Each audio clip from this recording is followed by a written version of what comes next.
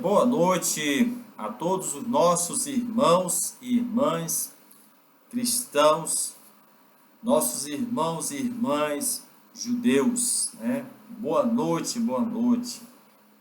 É um desejo que eu tenho no meu coração que todos tenham boa noite, mas eu quero nesta noite externar aos irmãos a dor que causou a todos nós, né, o evento marcante na fé judaica, que foi o Lag Baomer, né, uma festa alegre, onde na madrugada, já na sexta-feira, isso ocorreu no dia 29 de abril, na quinta-feira, já no dia 30 de abril, na madrugada, ocorreu ali um massacre, né? 45 pessoas foram mortas, né? Foram mortas, esmagadas, segundo consta as notícias, e 150 ficaram feridas. Das 150, 50 gravemente feridas, né? E o mais triste da notícia que nós sentimos é que muitos dos mortos eram jovens e até crianças. É de chocar o coração de qualquer pessoa que tenha bom senso, o mínimo de cristianismo, né? Eu falo o mínimo, né? Que se for cristão de verdade, está sentindo no seu próprio coração uma amargura, uma dor de um pai perdendo filhos, né? Então é esse o sentimento que eu tive quando foi de madrugada, já na manhã da sexta-feira, que eu fui ver o noticiário e vi aquela terrível tragédia que eu não estava acreditando que estava acontecendo assim, né, em cima da hora, né? Assim, de manhã nós dormimos felizes, dormimos em paz e quando acordamos, acordamos com aquela terrível notícia.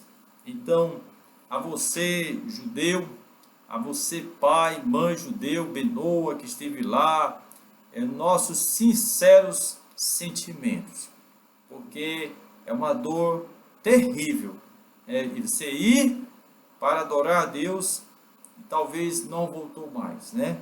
Foi para servir ao Senhor, ao Deus de Israel, fazer louvores, adoração, e lá você não retorna mais. Então isso aí, a família de todo o conglomerado, né, os que tiveram lá, é certo que estão chocados, até mesmo os grandes rabinos estão com aquela pergunta, por quê? Né? Assim, não dá para entender, mas o conforto de saber que Deus está em volta de tudo, Ele está por trás de tudo, Ele controla a situação, então Ele sabe a razão, e aos poucos Ele vai revelar, né, o motivo de toda essa dor e sofrimento, né? Isso constrangeu toda a nação judia, dos judeus, o ministro de Israel e todos os povos da terra.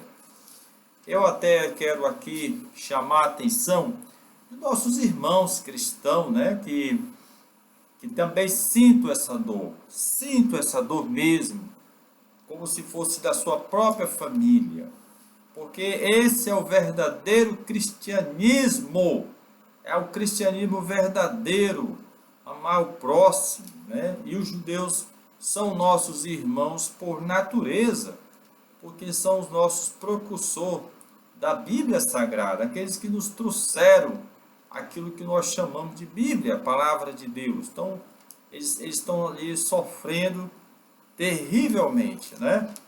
A causa daquelas mortes ali, as notícias, elas são assim, vagas, uma hora uma coisa, uma hora outra, né?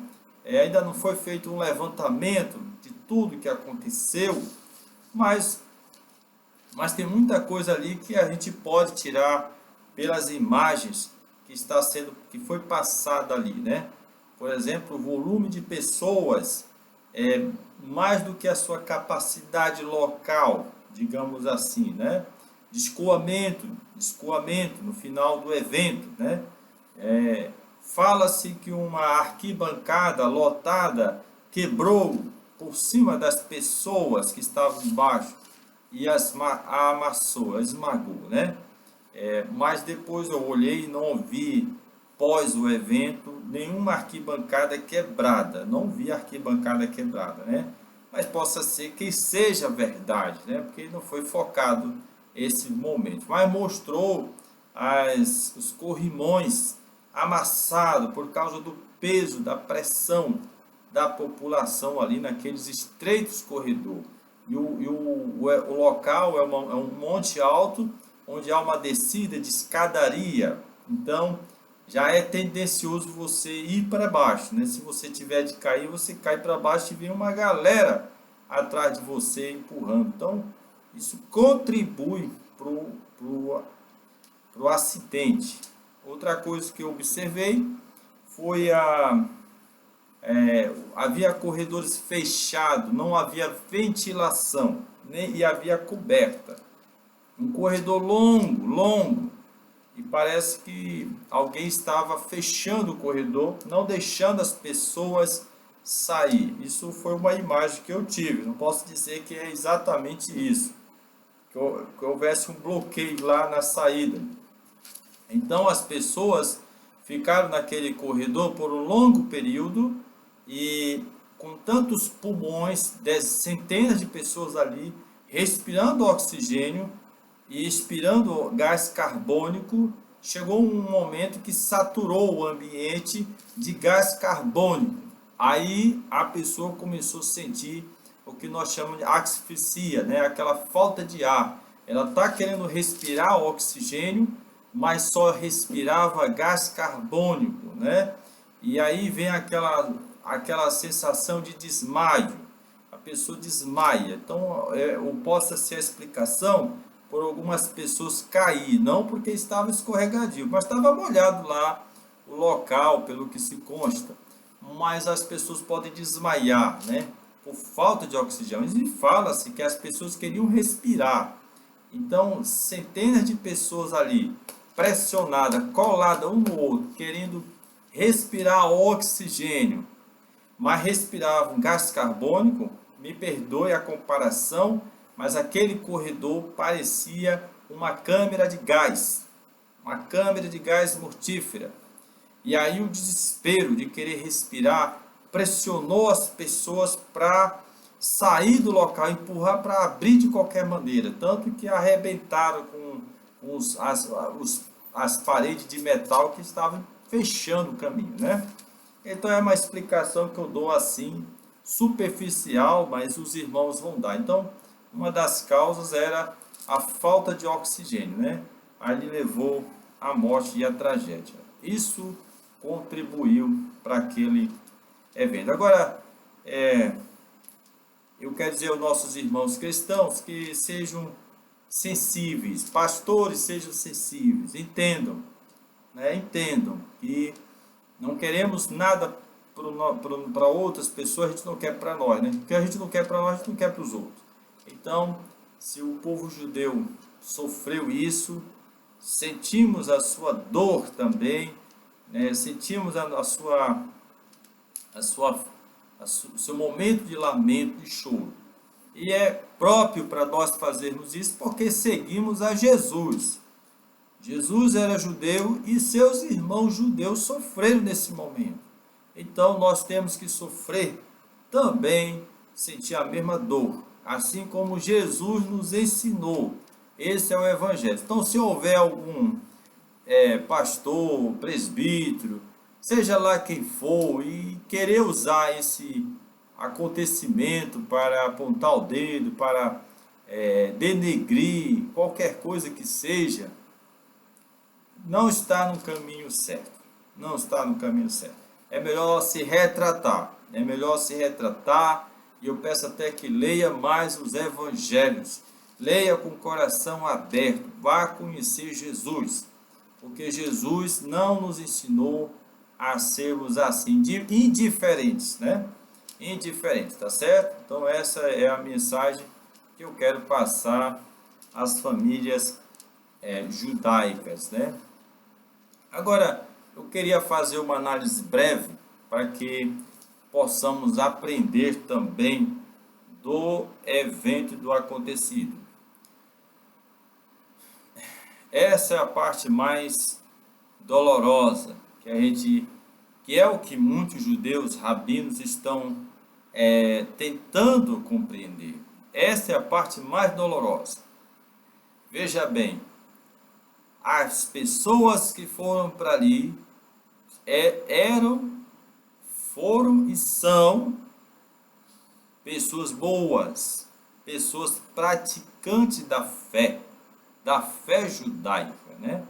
Então, os nossos irmãos cristãos devem entender que, apesar de não reconhecerem o servo sofredor, o Senhor Jesus, mas são praticantes da fé, da palavra de Deus, naquilo que eles têm. Então, são verdadeiros, são sinceros, são homens e mulheres de Deus. É isso que nós temos que ver. Foram para adorar a Deus. Foram para adorar a Deus. É verdade. Cantaram para Deus. Pularam de alegria numa êxtase espiritual maravilhosa. Maravilhosa. Sem sombra de dúvida. Muito maravilhosa mesmo. Contagiante, estimulante, né? Foi uma noite de alegria. Quase 3 horas de canto, de louvor, de muita busca, né, naquele momento. Então, ali a alegria imperava, não havia tristeza. E as razões, os motivos, está relacionado com o nome Lag Baomer. Isso aí é muito explicado na internet. Eu não vou explicar aqui o que significa, mas tem a ver com um grande rabino que sabiamente ele proporcionou a Torá aqui, oral da forma escrita. E aí chegou ele é um dos autores do Talmud, né? Que é um grande livro espiritual. É um grande livro espiritual. Eu também não vou entrar em detalhe desse ponto aqui. Então, o motivo da festa era uma grandeza espiritual da qual nós cristãos não conseguimos imaginar.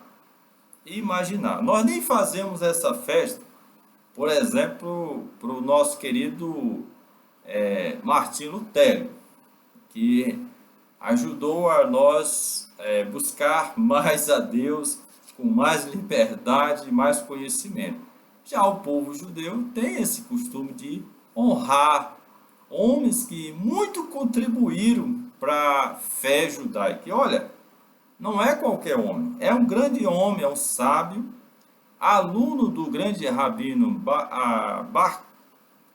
Rabino Akiva, um grande aluno dele, que também Akiva foi um grande mestre da fé judaica, sem sombra de dúvida e sem hipocrisia, né?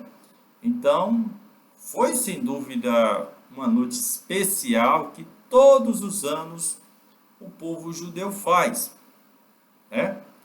Mas uma coisa eu vou falar aqui para nossos irmãos e irmãs judeus, né? Dói, mas preciso falar, porque eu senti de Deus que eu tenho que falar essa palavra. Apesar que Deus permitiu este fenômeno, este acontecimento, essas vidas que foram perdidas, não digo assim perdidas, né? Foram tiradas da terra para o aconchego de Deus, porque para mim são almas elevadas, espíritos aperfeiçoados na palavra de Deus, cumpridores de todo o coração, foram como um grande sacrifício ao Senhor. Eu tenho certeza, eu tenho absoluta certeza que são pessoas muito queridas e próximas de Deus, da forma que Deus decidiu tê-las para si. Então elas deram as suas vidas para uma coisa maior, para algo maior, que a nossa mente agora não consegue entender.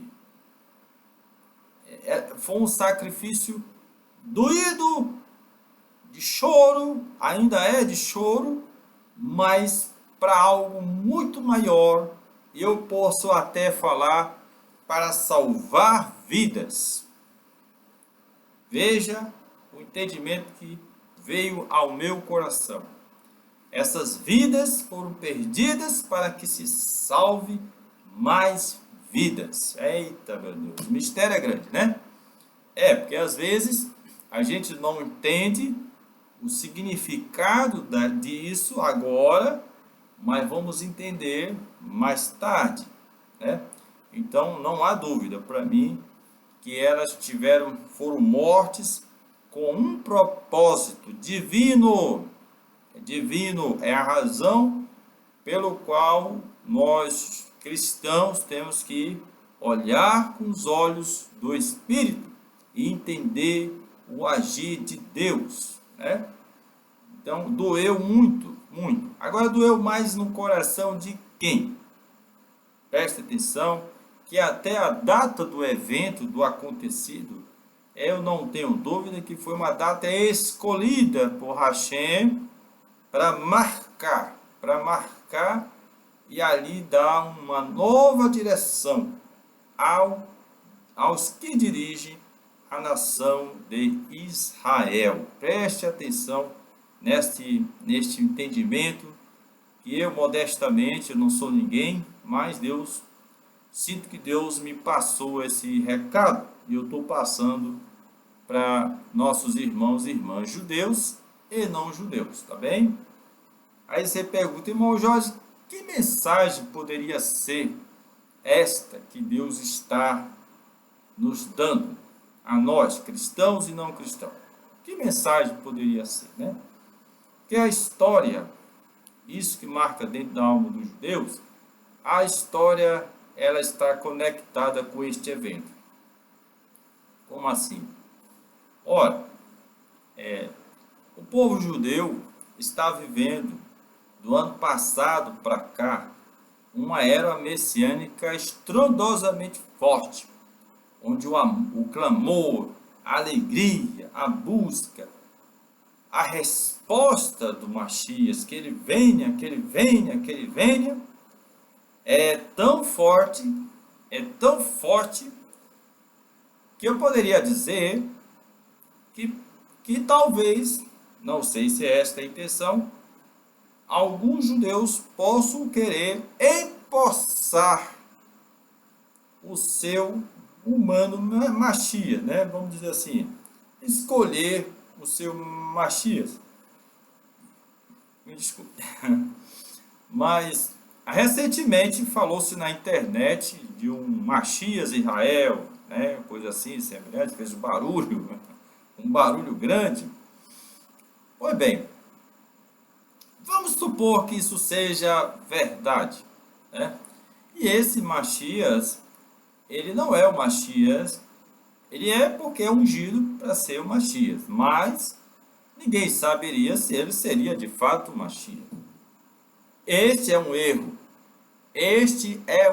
mas um erro até aceitável, porque o povo judeu espera o Messias e poderia automaticamente promover esse novo Messias. Mas aí está o erro. Me perdoe, irmão judeu, mas essa é a palavra. Porque há 2000 anos atrás, no primeiro século, houve um homem chamado Jesus, que também na sua linguagem é chamado Yeshua, né? Yeshua, que se revelou ser um grande profeta de Deus e reconhecido por um grupo pequeno de judeus chamado a seita dos nazireus como o Messias que havia de vir. Isso é a história conta, né? E esse Messias está sendo desrespeitadamente desprezado. É um falsário, é um enganador e coisas assim por diante. Pronto, nós não vamos aqui brigar. Eu estou querendo associar uma coisa a outra, você vai entender. E eu expliquei aqui em outras mensagens que nele se aplica a palavra de Isaías 43, que diz o servo sofredor. Veja lá o vídeo que foi gravado. Ora, o que é que acontece? Um evento no primeiro século. No segundo século, entra esse grande rabino, que é o autor do livro Talmud, ou que iniciou a composição dele, principalmente com o ensino mais importante do judaísmo. E esse autor está sendo altamente prestigiado, merecidamente, sem dúvida. Mas está sendo ignorado um que foi mais importante no primeiro século. E esse está sendo, mais uma vez, todos os anos, ignorado. Aí o que é que acontece? Neste dia, o dia 29 de abril, né, depois das orações do Messias, depois do aparecimento do pseudo Messias, os ânimos estavam alegres, todos estavam empolgantes, estava se concretizando este sonho. Parecia que Hashem estava contribuindo que as coisas dessem certo. Aí faz-se essa festa. E a gente percebe nessa festa que há uma empolgação, há uma dança maravilhosa, uns saltos. Hashem parece que recebeu. Está claro. De repente, 1h da manhã, acontece esse desastre. Né? Parece que foram pisoteadas.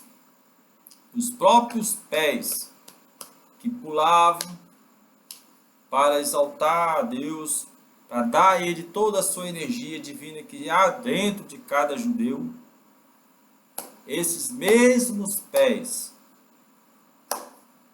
pisaram as vítimas. Claro, não foi proposital. É claro que não foi proposital.